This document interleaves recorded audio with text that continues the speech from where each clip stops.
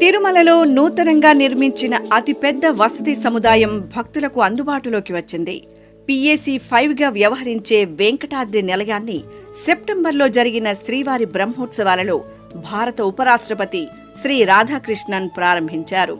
తిరుమలలో ప్రస్తుతం 45 నుండి 50 వేల మంది భక్తులకు మాత్రమే వసతి సౌకర్యం ఉండగా 2018లో PAC 5ను నిర్మించాలని టీటీడీ బోర్డు నిర్ణయించింది.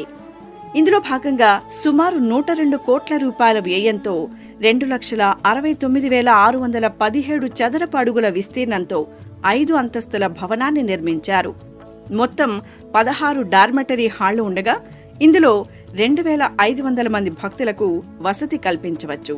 భక్తుల సౌకర్యార్థం 216 టాయిలెట్లు, 216 స్నానపు గదులు, 2,500 లాకర్లను ఏర్పాటు చేశారు. మినీ కళ్యాణకట్ట, ఉచిత అన్నప్రసాద కేంద్రం కూడా భక్తులకు అందుబాటులో ఉన్నాయి. భక్తుల దాహార్తిని తీర్చడానికి ప్రతి అంతస్తులో 2 RO వాటర్ ఫిల్టర్ ప్లాంట్లను ఏర్పాటు చేశారు. ఆర్టీసీ బస్టాండ్కు అతి సమీపంలో ఉండడంతో వెంకటాద్రి నిలయానికి భక్తులు సులభంగా చేరుకోవచ్చు.